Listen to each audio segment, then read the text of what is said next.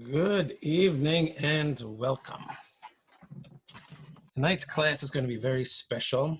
By popular demand, we're going to have a workshop on meditation. Who, what, where, when, why, some of the mechanics. It's all basic, but it's essential. And I know that people have been interested in the background and the history of why we need to meditate today, and especially why we need to fill the gap in spirituality in the Jewish world today. At the same time, people need to get a hands-on or a mind-on approach to this practice to get started. So we're going to do that today. I'm going to keep everything open. I'm not going to mute everybody, so please make questions and comments as we go. And when you make a comment or ask a question, I need you to show yourself. Take your disguise off so we can converse together. Okay, so let's start with today's material.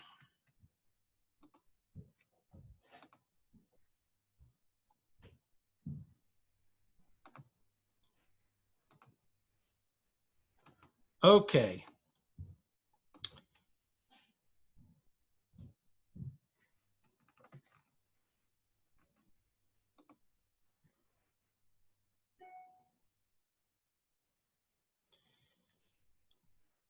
Two of the lingering questions we've had are, I am not getting anywhere in my meditation. There is no special feeling. And Steve, what has been your highest experience or achievement regarding meditation? I'm going to address those questions in our program tonight. We're going to start off with a brief review of what is meditation.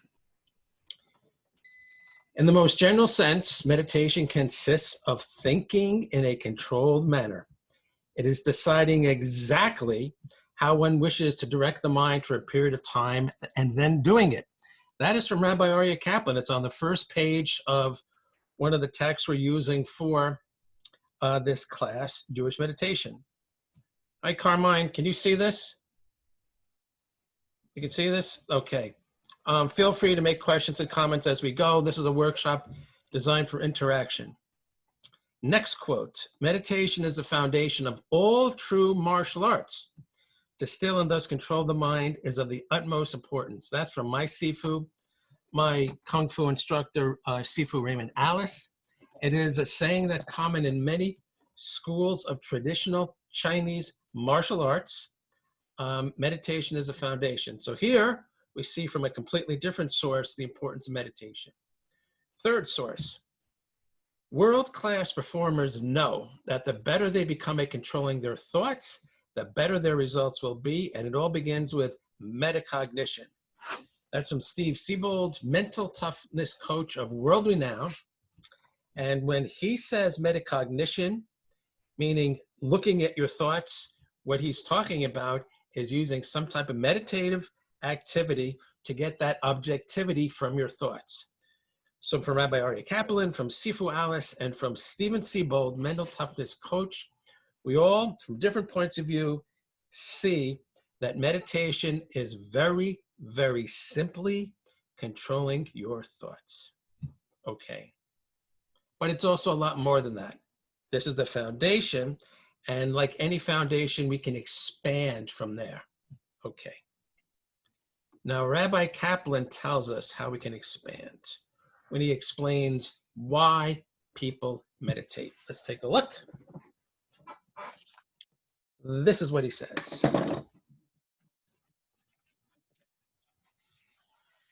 First point is that meditation teaches us how to think in new ways and have richer mind experiences. Okay. Meditation, he says, which is thought directed by will, can bring many benefits. Most people learn how to think as very young children, and throughout their adult lives, they do not think any differently than they did as children. That is to say, most people use their minds in a manner not essentially different from the way they did when they were 6 years old. Through meditation, one can control the thought process and learn to think in new ways, thus gaining new and richer mind experiences. So meditation is one way to grow up. You can use meditation to look at your thoughts and say, well, I mean, that's not me. I've got to be a better me. That's one benefit of meditation. Second benefit, to enhance concentration. A person might want to concentrate on a task at hand, but at the same time, other concerns pop into his mind, disturbing his concentration. While one part of the mind is trying to focus on a problem, other parts may be drawing attention to different ideas. As long as this is true, concentration is not complete. For this reason, a person usually uses only a small portion of the mind. As much as he might try to concentrate on a thought or task, parts of his mind are engaged in other activities. Sometimes the rest of the mind is merely passive. At other times, however, other parts of the mind may actually be acting in opposition to one's concentration. Unless one is able to control the entire mind, one cannot develop full concentration.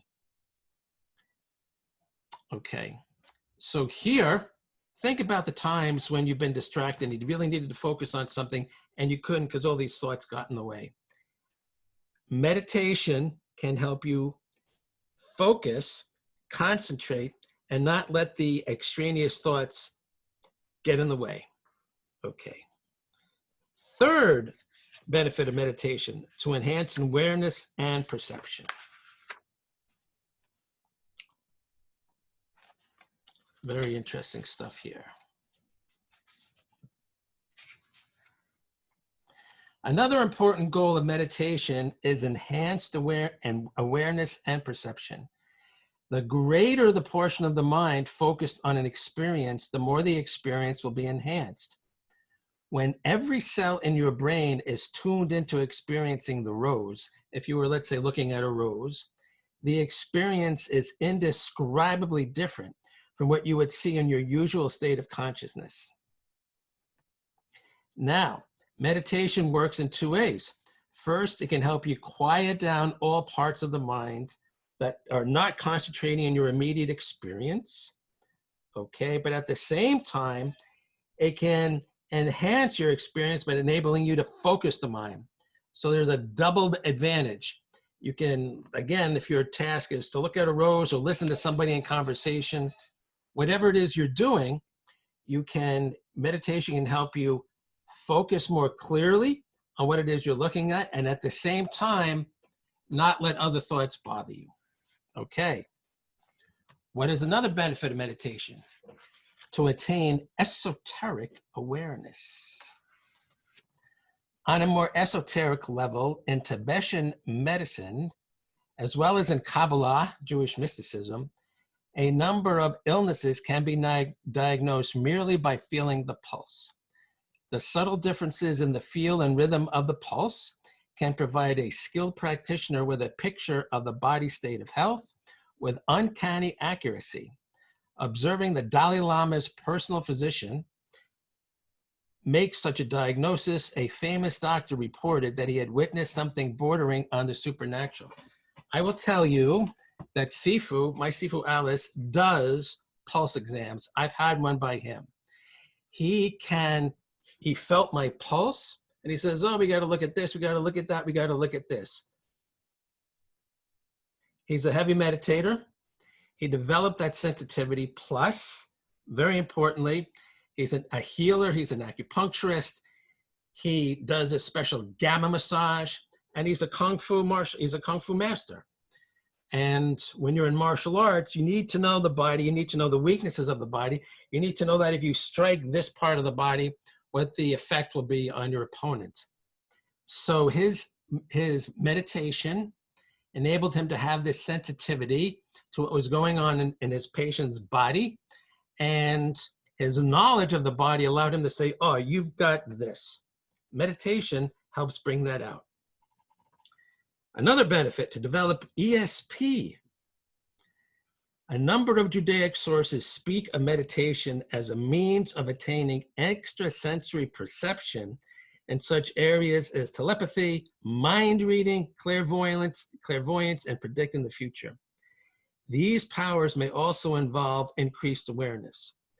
In the ordinary state of consciousness, ESP signals received by the mind may be overshadowed by the perceptual information entering the brain, kind of static.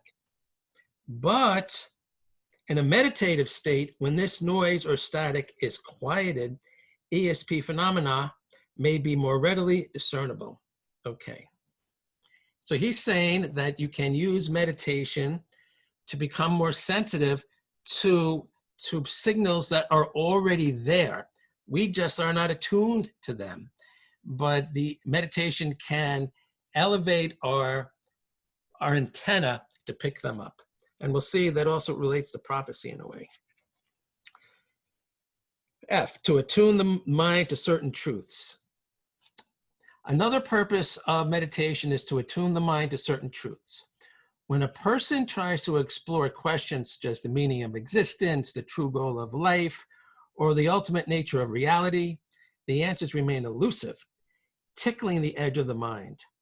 Possible answers hover on the borderline of consciousness, but are so subtle that they cannot be discerned through the static of the mind.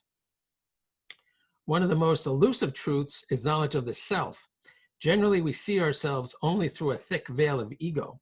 For this reason, it is impossible to see ourselves as others see us. Through meditation, however, we can remove the veil of ego and see ourselves with a degree of objectivity. In this manner, we can look at ourselves objectively as a third person. We are then able to see our own shortcomings and overcome them. Okay, self-awareness. There's certain things about us that we need to know. And you can look yourself in the eye and see yourself truthfully, the good, the bad, and the ugly, once you develop that ability to look at yourself. And we'll get into that a little bit later. Next benefit, to tune into the spiritual. One of the most powerful uses of meditation is to gain an awareness of the spiritual. Although we may be surrounded by a sea of spirituality, we are not usually aware of it. Spiritual sensations are quite faint and usually overshadowed by the world of the senses. Even in a state of sensory deprivation, the self-generated thoughts of the mind tend to obscure spiritual sensation. However, if a person can quiet down all extraneous thoughts, he can then tune into the spiritual. The tuning in is what is known as the mystical experience. In this sense, meditation is the most important technique of mystics all over the world.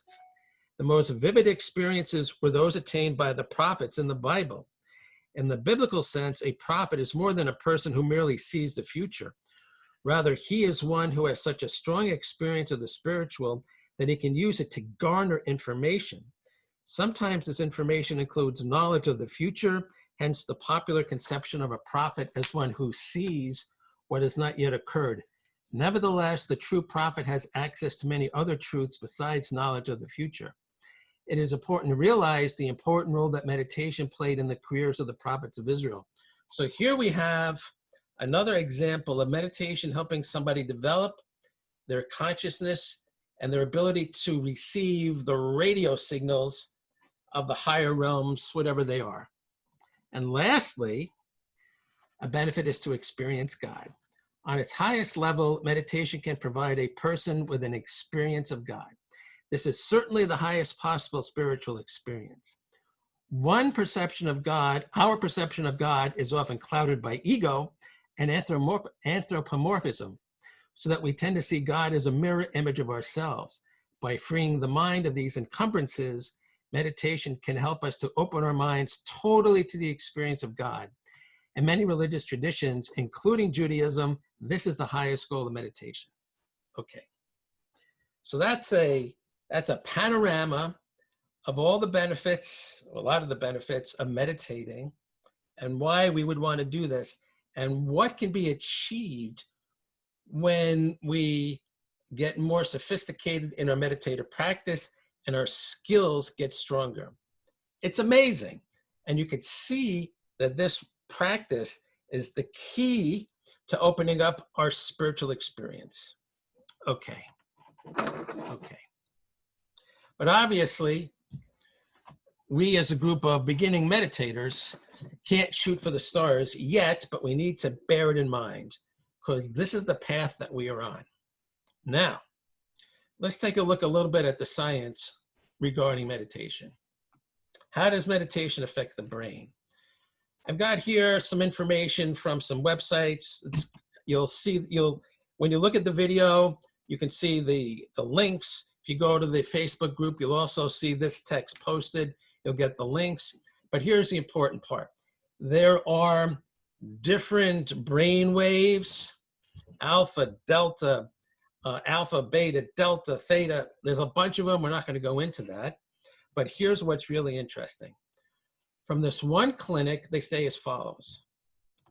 Persons with ADHD, learning disabilities, head injuries, stroke, Tourette syndrome, epilepsy, including chronic fatigue syndrome, and fibromyalgia, tend to have excessive slow waves, usually theta and sometimes excess alpha present. When an excessive amount of slow waves are present in the executive or frontal parts of the brain, it becomes difficult to control attention, behavior, and/or emotions. Such persons generally have problems with concentration, memory, controlling their impulses and moods, or with hyperactivity. They can't focus very well and exhibit diminished intellectual efficiency. Okay, so there's people with certain neurological conditions, which include these, but obviously are not limited to these, that have certain types of waves present in the front part of their brain. And these particular waves, the quantity and the quality of these waves impede their functioning, their concentration, their memory, impulses, and so on. Okay, they're handicapped because of what's happening inside their brain, especially the front of the brain, due to conditions. And you can imagine that even if you don't have these particular conditions, but you're going through a very stressful time, a very traumatic time, you can imagine that similar things would take place in your brain. Okay, let's take a look at this article from Science Daily that did a study on how meditation affected the meditator's brain waves. And this is what they said.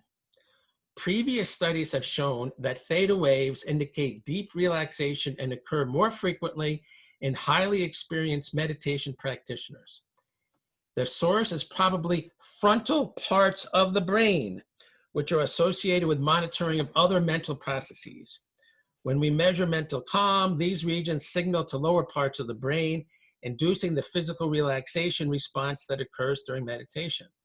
So here we have a scientific study that says, oh, you know that front part of the brain that controls other things, and you know how that front of the part of the brain can get handicapped because of the neurological conditions or because of life experiences, and that certain brain waves can take place in the front part of the brain that handicap you. Well, what do you know? Meditation can calm down that part of the brain. Therefore, of course, making it easier for that person to function. So here you have some scientific information that shows that there's a benefit to your brain by meditating, and this benefit can help you function better and be healthier.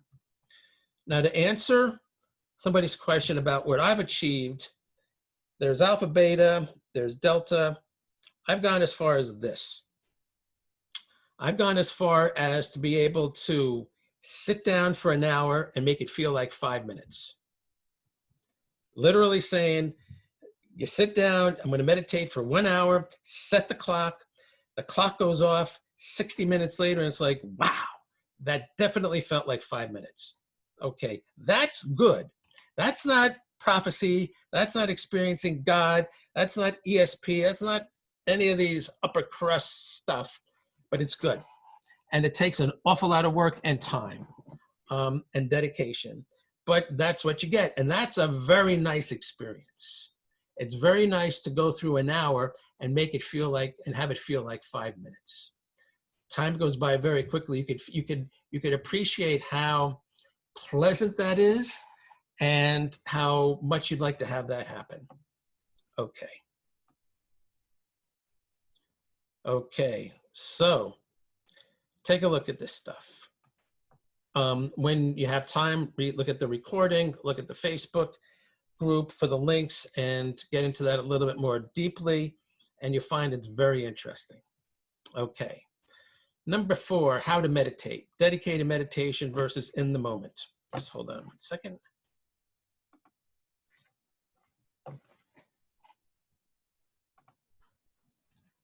Okay. Okay.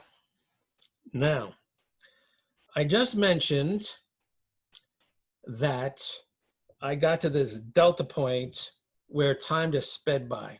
Okay.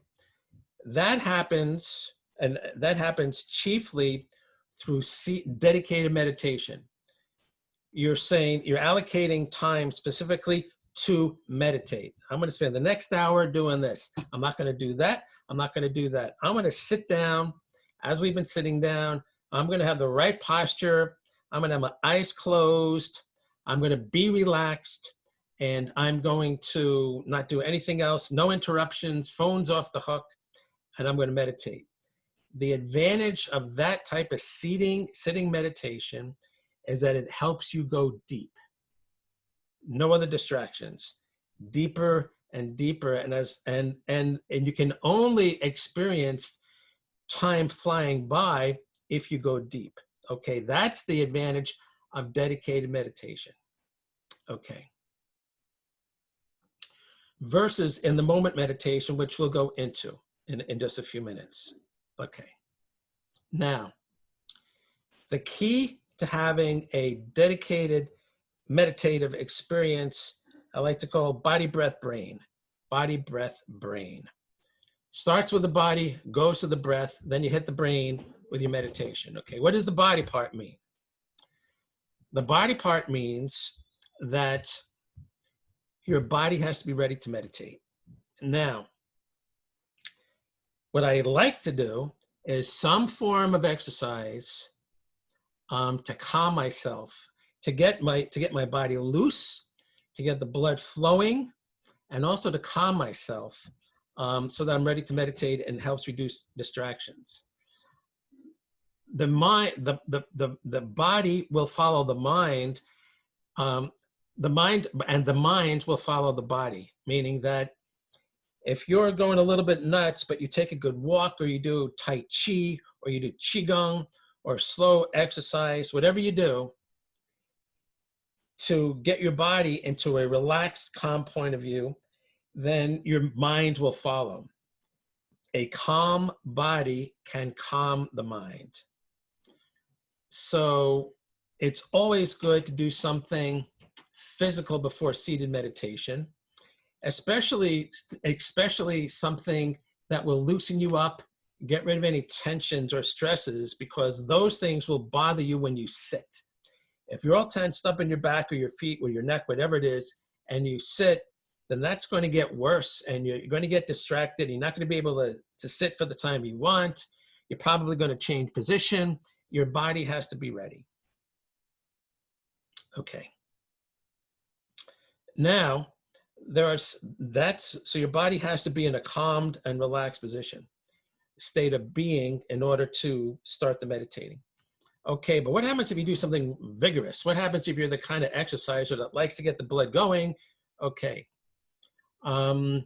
You still have to be calm, and you still have to be relaxed when you meditate. You can't be all hyper, because then your brain's going to start getting hyper, and you're going to fight all these disruptive thoughts. So you got to calm down. Plus, if you have a very good workout, then you might get hungry and thirsty, and you don't want to enter the meditative experience hungry and thirsty. That's all you're going to be thinking about. So you got to come out. You have to have a takedown, a calm down time after heavy exercise. Maybe go through 10 minutes of just something slow, eat something, drink something, so that you're satisfied and your body's not going to be making any demands on you. Okay. Now, somebody might say, wait a minute though, What about when you're fasting? Okay, some people may say, you know, I meditate a lot when we have a fast day, but then it's a different mindset because even though you're a little bit hungry or thirsty, you're not going to eat. So you're going to have to put that out of your mind. That's what you do on that day. But if it's not a fast day and you get hungry or thirsty because you're working out, you're going to want to eat because it's not a fast day. So don't put yourself through that. You want to eliminate as many distractions as possible. So that's what you can do. Now, let's suppose you haven't done too much exercise and you don't have that much time to do it. What can you do? There's a relaxation exercise, which you could do, which we're actually going to do later on in this class when we meditate. And what you do is you start from the top of your head down to your feet, telling yourself each body part to relax along the way. Okay, we'll go over that in a minute. Okay, so the point here is with regards to the first part of the meditative setting, you get your body in a position to meditate. Next thing is your breath. Your breath has to be under control. Here's a technique for doing that. It's called box breathing, and it's being promoted by Commander Mark Devine. Mark Devine is a retired commander of Navy SEALs. He was a Navy SEAL. He was a trainer of Navy SEALs. He was a commander of Navy SEALs. He's also a black belt in martial arts. He's an advanced yoga practitioner. He's an advanced meditator.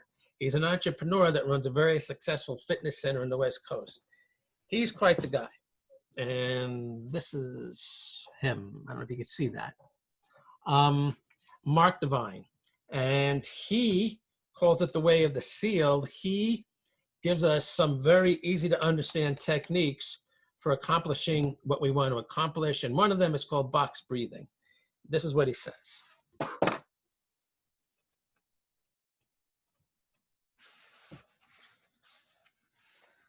Okay, position yourself in seated meditation or other comfortable position.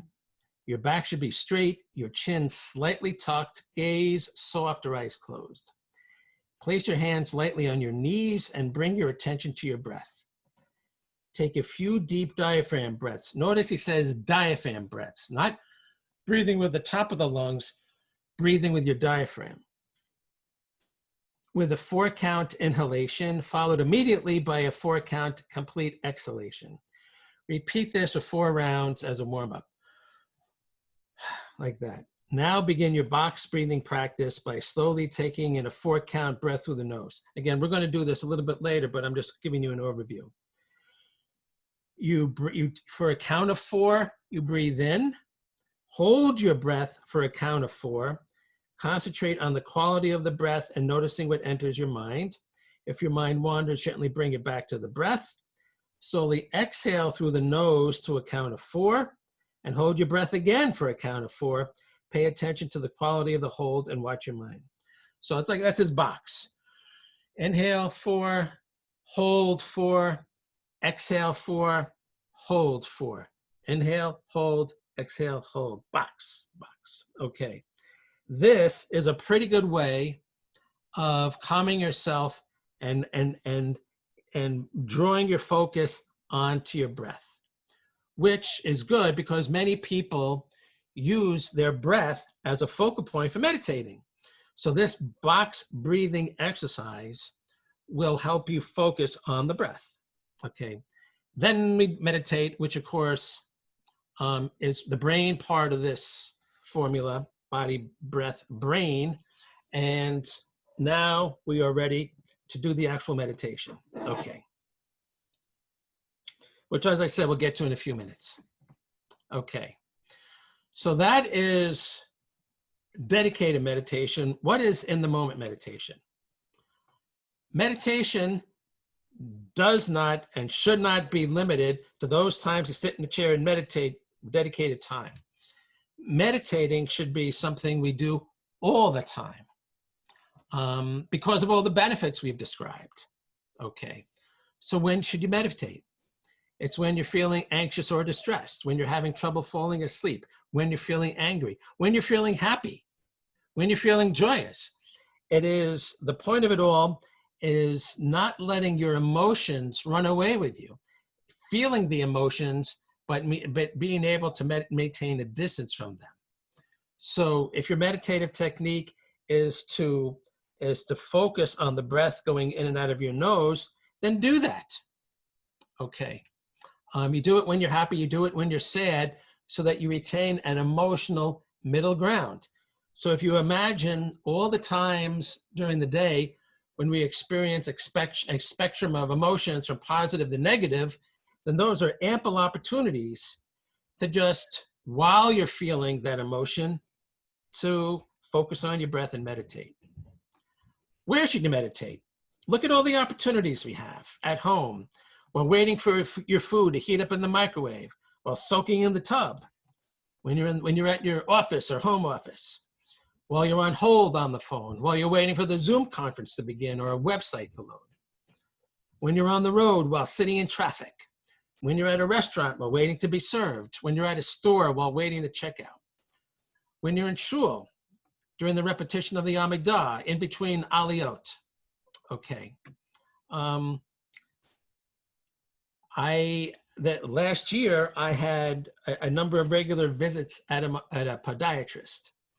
And he used to call me his Zen patient. Why? Because like any physician's office, I'd walk in and the nurse would get me seated on the exam table, and you have to wait for the doctor to come in. So what am I going to do for the few minutes while I'm waiting? I could sing, I could dance. Well, I can't really dance because I'm in a podiatrist's office, but I could look at my phone, or I could meditate. I would just sit there and I would just use my focal point and I would meditate. He'd come in and I'm cool, calm, and collected. He goes, "Hey, Mr. Zen." So how many moments throughout the day and how many places do you have like that? Now, this keeps you cool, calm, and collected. It keeps you centered. And very importantly, it keeps you in practice. As I said before, if you want to experience any kind of real spiritual changes internally, changes in consciousness, changes in perception, all the stuff that we talk about, you've got to do this a zillion times. And frankly, it would be, yes, you could dedicate 30 minutes a day, 45 minutes a day, an hour a day. You could do that seated on your chair. But what about the rest of the time? Why not just accelerate the process? So the point here is that there are so many opportunities throughout the day, a minute here, a minute there, 5 minutes here, 10 minutes there, while you're waiting at ShopRite.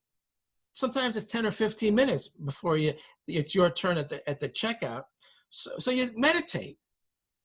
You don't have to pick up the phone. You don't even have to talk to anybody. You just standing there and you're just meditating. Okay. If you take advantage of all the times and all the places where you could snatch a few minutes and focus on whatever your focal point is, you will be amazed at how it becomes an ingrained habit. And you find yourself, you're saying like, "Oh, I'm feeling stressed now. Wait, why don't I just meditate?" Sometimes at night, if I get up too early and I want to go back to bed, but things are on my mind, I meditate. And after a while, you just go back to sleep. There are so many opportunities. So if you're committed to developing this skill, which, as you can see from the literature, is vital from a spiritual point of view, we have ample opportunities to develop that skill. And you just have to make the commitment and look for all the times you can do this. And the one thing I will guarantee is that if you make this the habit and you keep looking for opportunities, you will become a meditator. And how far you want to go is just a question of your training. Now, I'll answer one other question that was posed to me. From martial arts point of view, in my school, obviously meditation is required. And as you advance in rank, you have to meditate for longer periods of times when you're tested. So for me, the goal has been over the years to become a much more polished martial artist and not a street fighter. And meditation has been essential in doing that. My training has equipped me to become artful and better at combat. But if I didn't have control over my thoughts and feelings, then I wouldn't be able to implement that training. So you could become the most skilled martial artist in the world, but if you are out of control, you'll become a danger. So in my school, the whole idea is to become a peace lover and somebody who wants to stop the fighting. And you therefore have to have a very strong measure of self-control so that you don't become a rock'em sock'em robot anytime you're in a combative situation, whether it's verbal or physical. So meditation is essential for overcoming these tendencies. And by the way, this is a very good example of what Rabbi Kaplan said earlier, the new you, the adult you. How many times, we all have, a lot of us have fights as kids, girls too. And what do? It's street fighting. Okay, so if you want to become skilled at all in combative arts, then you need to be able to grow up, and you need to become a new you. And meditation can help you. And if you train to become a new you, then meditation can help you implement that new you. Now, my focus has been in martial arts, but you could do this as a parent, as a child, as a neighbor, as an employee, as an employer. If you meditate, if you train yourself to become a better you in any one of these roles, the meditation will help you control the old you and say, I don't want to be the old me, I want to be the new me. Meditation is the key to liberating the new person you want to become. That is for sure. Okay. Okay. Any questions or comments before we go on to today's meditation? Okay. So this is what we're going to do. I'm going to stop the sharing for now. Okay. So we're going to do that 3-part series of body, breath, brain. The first thing we're going to do is everybody get down and do 300 push-ups. Only kidding. The first thing we're going to do is this relaxation exercise. So what you're going to do is choose a position, sit straight, be relaxed, close the eyes, and we're going to start from the top of your head and move all the way down through your body. And this is what you're going to say to yourself. I'm going to say it now, and this is what you'll say to yourself when you're by yourself. You'll say, my head is relaxed. My eyes are relaxed. My nose is relaxed. My mouth is relaxed. My chin is relaxed. My ears are relaxed. My neck is relaxed. My shoulders are relaxed. My arms are relaxed. My chest is relaxed. My belly is relaxed. My hips are relaxed. My thighs are relaxed. My knees are relaxed. My shins are relaxed. My ankles are relaxed. My feet are relaxed.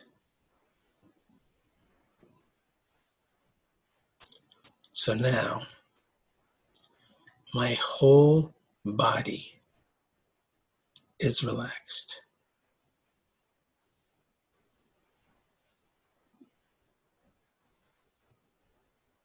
Now, we're going to do box breathing.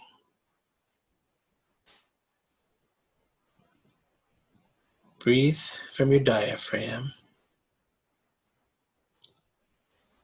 Inhale, exhale. Inhale, exhale.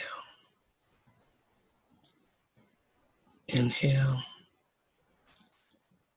exhale. Inhale, 2, 3, 4. Hold, 2, 3, 4.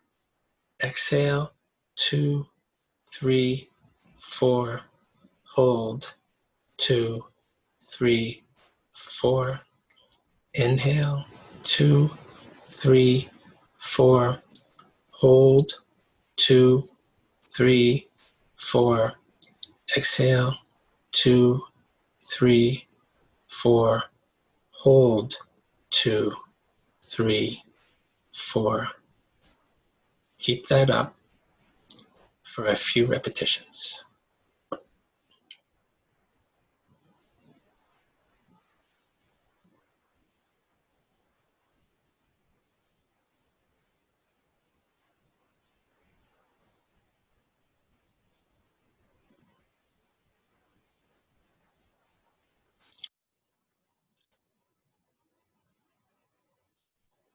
Now pick your focal point.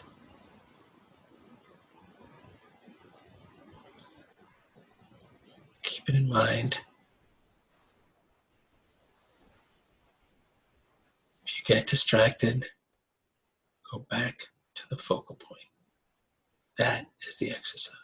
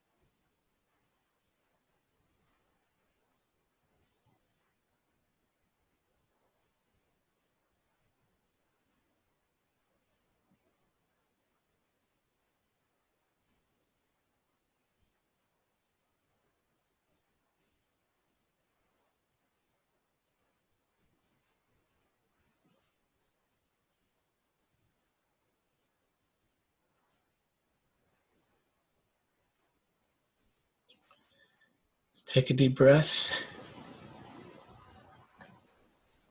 Stay relaxed.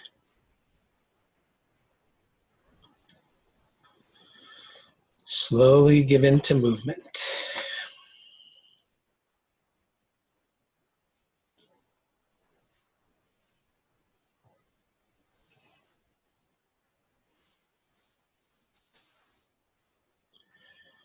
Okay, this ends the official part of our program.